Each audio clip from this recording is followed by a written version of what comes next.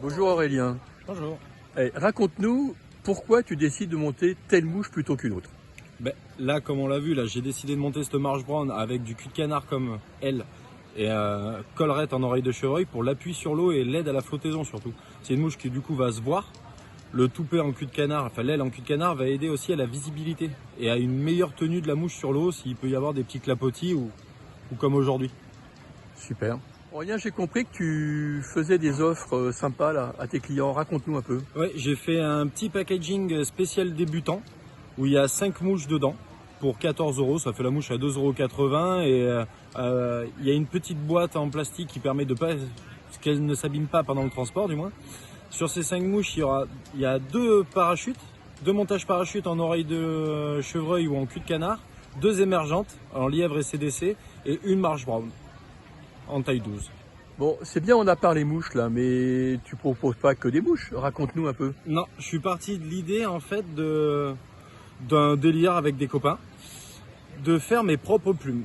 Je suis passé un soir à côté d'un élevage d'oies et je me suis dit pourquoi pas essayer quelque chose de nouveau, quelque chose de plus résistant. J'étais pas fan des plumes qu'on trouve dans le commerce, les substituts de Condor, comme on appelle ça, la grande famille des substituts de Condor. Et j'ai essayé de faire mes propres plumes.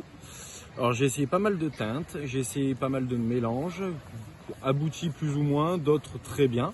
On a maintenant 13 couleurs à la vente, 13 couleurs fiables qui ont été testées depuis 2 ans. Ça fait 2 ans.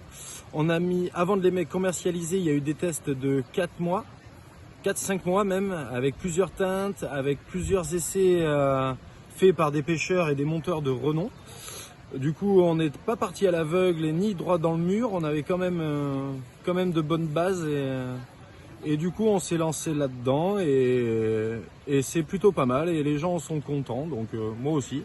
Et à côté des plumes, je fais aussi des oreilles de chevreuil. Mais là par contre, il n'y a pas de teinte, c'est que du coloris naturel.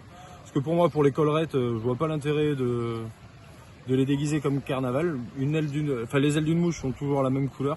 Autant le corps peut changer, on peut varier pour faire des nymphes plus ou moins colorées, mais autant les ailes d'une mouche, je vois pas le grand intérêt. Aurélien, j'ai une dernière question à propos des teintures, parce qu'il se raconte plein de choses sur les teintures. Tu peux nous en dire 2 mots?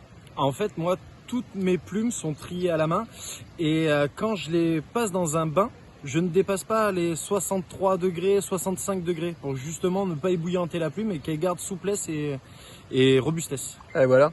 On est tous sur ça. Ok, super. Merci. Mais de rien.